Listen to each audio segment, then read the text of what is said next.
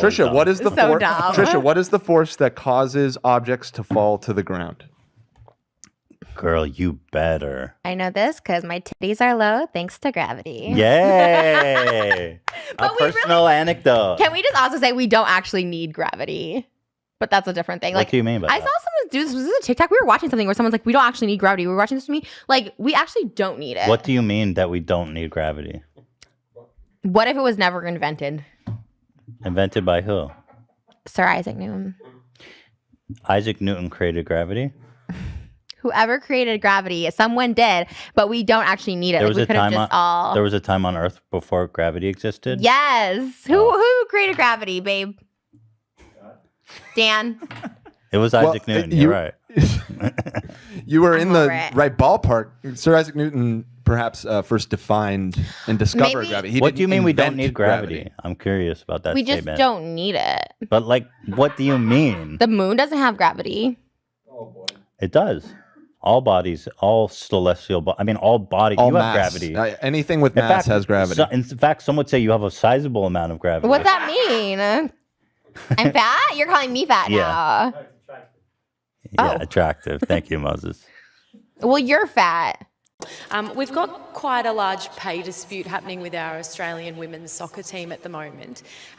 Is it frustrating for you as someone who's so prominent in your sport? And we heard you say on the Ellen show the other day you are the richest fighter in UFC, that sort of thing is still going on? I think that how much you get paid should have something to do with how much money you bring in. I'm the highest paid fighter, not because Dina and Lorenzo wanted to do something nice for the ladies.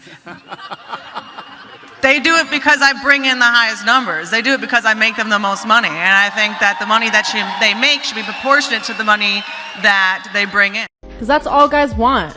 All guys want is pussy. Swear What? to God. What? No. Let me rephrase that. Shitty men want pussy, and that's all they want from you.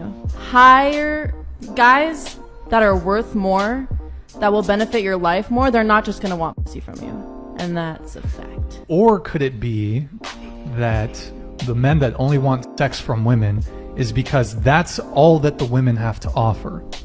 Because for me, if pussy is all you're offering, pussy is all I want. Yeah. Just like, you know what? How many times you've gotten to a club into VIP for free when some ugly chicks had to pay full price? Is that my fault? No. I've asked how many times it happened before you go down that path. I mean, plenty of times in Miami. Exactly, but that's not fair, is it? Well, please don't forget I'm not from here. But that's not the point, ma'am. That's not fair, is it? I also don't care about those things. But so you only care about fairness when it doesn't benefit you. I just don't go to clubs that often. But that's not the point. I asked you, how many times you've gone to a club where you got in for free, where ugly chicks or less attractive chicks had to pay? And you know that's happened. You didn't say, I'm still, excuse me, sir. Even though I'm attractive, I demand that you charge me full price. You're okay with the double standards that benefit you. But the ones you don't like, you just throw at the wind, use sign language, shame, insults, guilt, and the need to be right to deflect and dismiss guys who are normally intimidated by this thing. I'm not. I'm just challenging your positions. You're okay with it not being fair when it benefits you. Michael, do you know what the leading cause of death for pregnant people is? Pregnant people? Mm-hmm. Mothers? Women? If you'd like to call them mothers, not all of them are mothers, but if you'd like to call them that. What are they if they're not mothers? They're pregnant people. What people other than mothers are pregnant? Does it bother you to use inclusive language?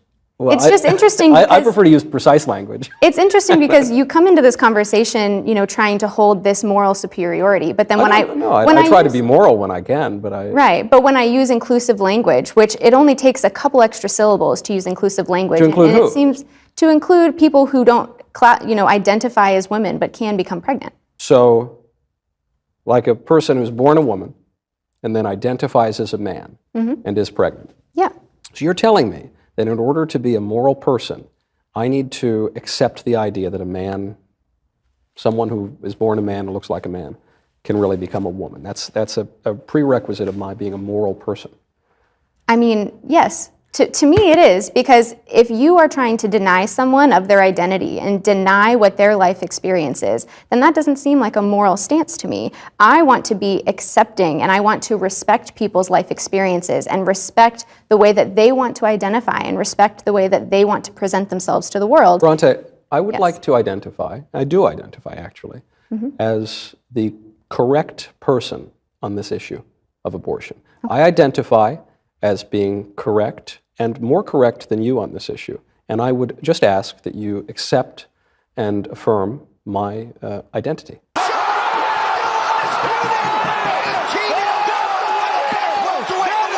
Do you? Well, you are not a medical professional, and abortion and pregnancy No, I'm is just a talking about my medical identity. concern. That's not your identity. That is my identity. I promise you, that's my identity. You don't want to get married at all? You don't want a Not family or yet. children? Yes, but in the future, but no now. Well, you're 28, right? Yes. When do you want to have kids? 35 maybe. Well, at 35, 90, from a biological standpoint, at 35 years old, around 90% of your eggs are gone. And your ability to bring a child to term comes down a lot. I don't think so. Age is a number. I mean, you can say you don't think so, but realistically speaking, your chances of having a child bringing it to Freeze the term eggs. at 35, that doesn't work often, and it's very expensive. I don't know. I want to enjoy my life, so I'm not ready.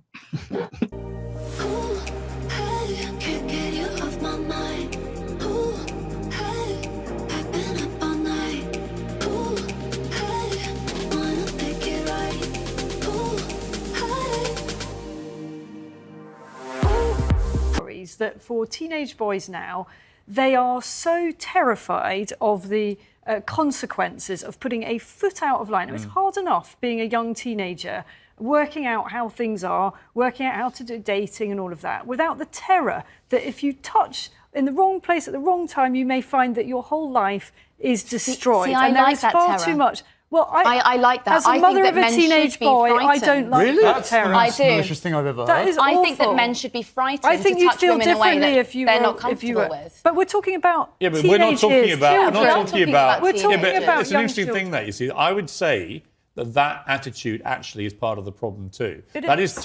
that's to me toxic femininity. It is. That is saying you should all be terrified, you men, if you put one. Of assaulting. Well, I think we all understand what sexual What is assault an is. assault? What Isabel's talking about is that young teenage clumsiness really in many hard. cases, which is now being recategorized as assault.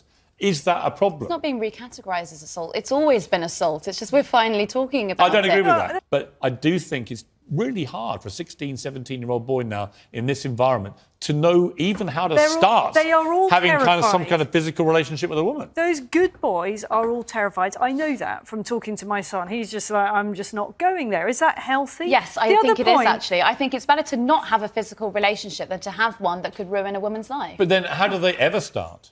Well, don't. If you're not 100% Don't. sure, What are we going don't. for? What are you going to have? A bunch of neutered boys who But never it's had... so obvious. We actually do It's have sort that. of Gen Z is having far less sexual relationships Yes, than any they ever before. are. It's true. And I'm also interested, I mean, like George and I look at the data and I look at the studies, and I'm really also very much interested in studies like the analysis that was done by the American Psychological Society, which looked at 45 analysis of whether there's sex difference over 20 years. And its conclusion was that men and women are basically alike in terms of personality, in terms of cognitive ability, in terms of leadership. But what it did find was that media depictions of men and women as fundamentally different perpetuate misconceptions, as does workplace bias. Oh, God, so it's my fault. So, no, well, you know, you're leaving soon. It's okay. Men and women actually are more the same than they are different. But the issue is that small differences at the population level can turn into very large differences at the extreme. So, for example, men and women are broadly similar with regards to aggression, although men tilt a little bit more towards aggression. So that if you picked a random person out of the population, male and female, and you guessed that the male was more aggressive, you'd be right 60% of the time. But if you take the 1 in 100 most aggressive people, they're all male. And that's why the overwhelming proportion of people who are in prisons are male. Now, do you want to equalize that, just out of curiosity? What about bricklayers? They're 99% male. And we've got about 3/4 of the population now in universities in the humanities and social sciences are female. Yeah. Are we going to equalize that? And men work longer hours. They work more dangerous jobs. They're more likely to move. They're more likely to work outside. They're more likely to participate in jobs in the STEM fields that are scalable. They make more money for those reasons. And that's all hidden under the idea that the reason that men and women make different amounts of money is because of their gender.